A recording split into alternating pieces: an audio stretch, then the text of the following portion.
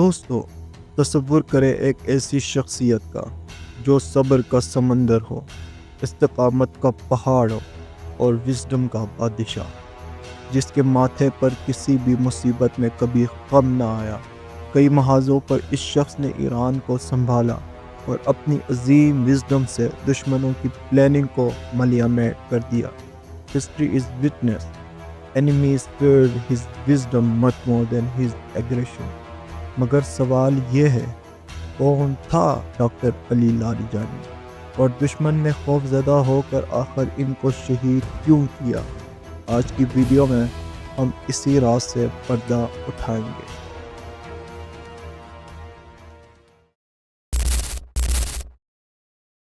اگر ہم ان کی بیس کی بات کریں تو he was not just a politician, he was a well qualified master class، ایک ایسی ذہنیت جس نے دنیا اور دین دونوں کو سمجھا۔ BSc in Mathematics and Computer Science، دینی علوم، ماسٹر آف آرٹس اور ڈاکٹر آف ویسٹرن فلسفی۔ وہ کون سے محاذ تھے جہاں اس عظیم شخصیت نے مسیحا کا کردار ادا کیا؟ Let's look at the timeline of a true mastermind۔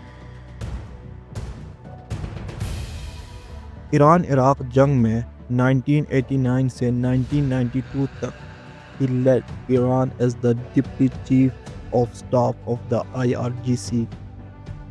دشمن ایران کو دنیا کے سامنے ایک ٹیررسٹ، ظالم اور سفاک اسٹیٹ دکھانا چاہتا تھا، but as a Minister of Culture and Islamic Guidance انہوں نے اپنے وزڈم سے دنیا کو اپنے ملک کا ریئل فیس دکھایا۔ He promoted their true culture and proved کہ اصلی نظام اسلام اس ملک میں نافذ ہے۔ As the head of Islamic Republic of Iran Broadcasting انہوں نے میڈیا کی دنیا میں اپنی وزڈم کا لوہا منوایا۔ ان کی قابلیت کو دیکھتے ہوئے 1997 میں ایرانین اسٹیٹ نے ان کو ایکسپیڈنسی ڈسرنمنٹ کونسل کا ممبر بنا دیا۔ 2005 سے 2007 تک he was appointed as Iran Chief Nuclear Negotiator with the West۔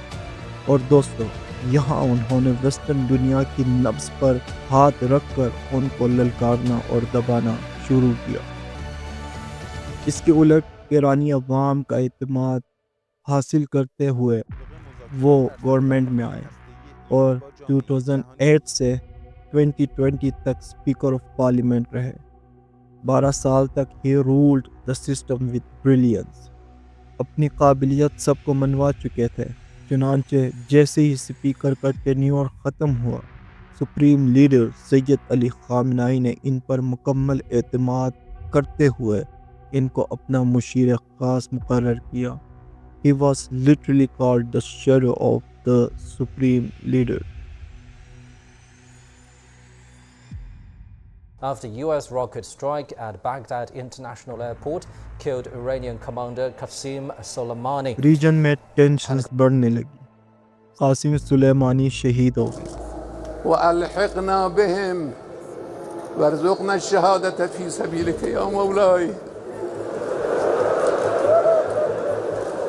ان کی پروگزیز کو کریش کرنے کی کوشش کی گئی۔ سے مل گیا۔ برطانوی خبر ایجنسی رائٹرز کے مطابق حسن نصر اللہ کے جسم پر زخم کا کوئی نشان نہیں ملا۔ بظاہر لگتا ہے کہ ان کی موت دھماکے کی شدت کی وجہ سے ہوئی۔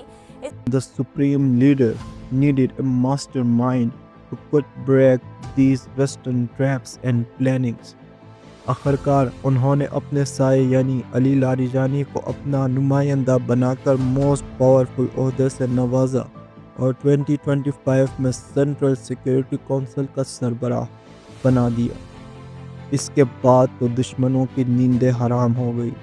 جون 2025 میں اسرائیل کے خلاف وار میں within just 2 weeks اپنی پلاننگ سے ان کو سیز فائر پر مجبور کر دیا۔ مگر 2026 نے ایک دردناک تاریخ رقم کی۔ سپریم لیڈر آیت اللہ سید علی خامنائی کی شہادت کے بعد یہ سایہ خود خامنائی کی شکل اختیار کر گیا۔ جنگ کی کمان کو ایسے سنبھالا کہ دشمن میں خوف پھیل گیا کہ آیت اللہ خامنائی از اسٹل الائیو. اور دوستو اسی خوف کی وجہ سے مارچ 2026 میں ان کو بھی شہید کر دیا گیا. The enemy thought they killed the resistance. مگر آخر میں دنیا کو بتاتا چلوں سپریم لیڈر کہ ابھی بھی کتنے سایہ مخفی ہیں یہ دنیا کو نہیں پتا، جس کی ایک زندہ مثال خود مجتبیٰ خامنائی ہے. تو میں بس یہی کہہ دوں خامنائی ادامہ دار، یعنی خامنائی لیگیسی is still continue.